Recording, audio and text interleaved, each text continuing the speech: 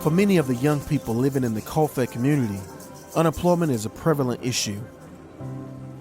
Since there is little to do in their day-to-day lives, many people occupy their time by getting high on a widespread drug known as chat, a stimulant drug that grows in East Africa. When chewed over a period of many hours, the drug's chemicals are released, making the user feel happy and alert.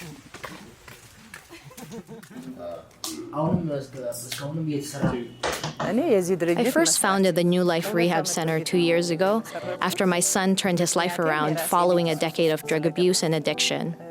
He was hooked on all kinds of things. He was an alcoholic, he chewed chat, he smoked cigarettes, and did other drugs, such as weed.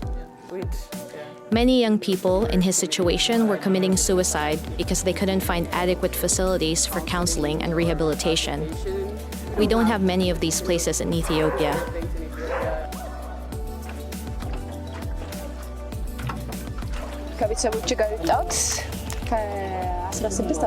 When I was in the 10th grade, I dropped out of school and got into chewing chat with my friends. That was 6 years ago. Once I started encountering serious health issues, my doctor told me I had to stop chewing chat. I have been clean now for 2 months. Amongst those living in her community, Tigges is alone in her effort to live a drug-free lifestyle, but running a small snack and coffee stand has helped her to stay focused on her goal. Ethiopians are very communal people. We take meals together, we share coffee together, and do most things as a group. My community is happy for me that I have quit doing chat, but still there is a social pressure to partake in what they are doing.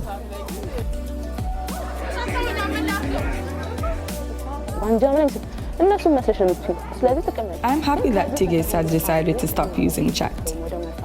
But some days when I'm doing it and she isn't, I would prefer for her to be chewing with me as well.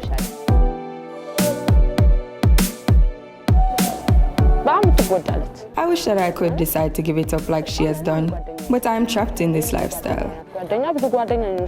Next to my daughter, chat is like my second child. For the youngest members of a community, Tigges is one of very few role models.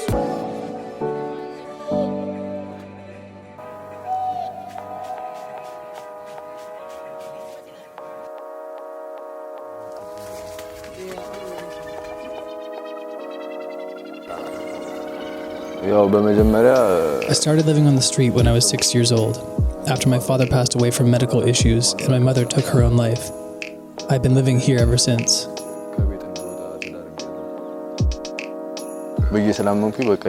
I started to use different kinds of substances around 8 years ago when I was 11.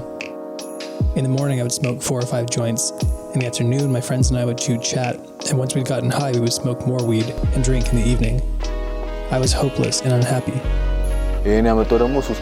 One time, because of my pain, I tried to end my life. My friend Asube took me to a nearby health center, and I was able to get clean and start improving my life. Comparing the state of his life now and only a few months ago, there's a big difference in terms of physical health and attitude.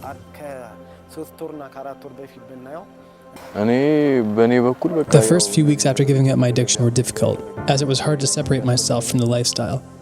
I am tempted when I see my friends who continue to use drugs, but spending my time with people who are not using drugs is a great help to me. There is no hope for anybody who chooses to continue living in such a way.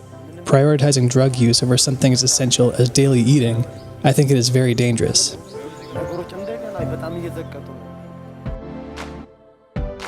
Within a culture where most activities are done communally, breaking free from the pattern of addiction is nearly impossible. But pursuing productive activities or meaningful employment is an essential step in breaking the pattern.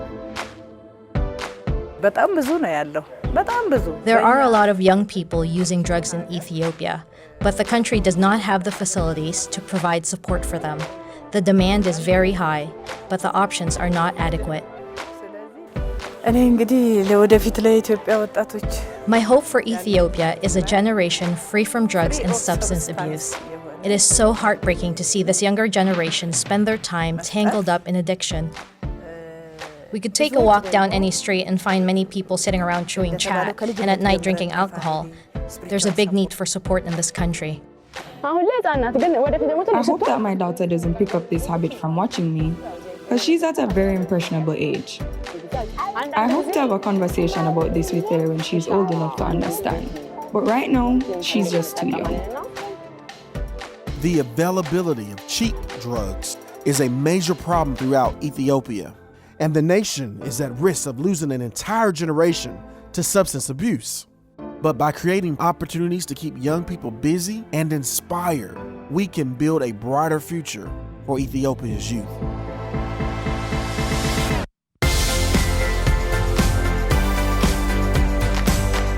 የወጣቱን ሰሚነት ለመቀነስ የጋራ ወይም የቡድን ተግባራትን እንዴት መጠቀም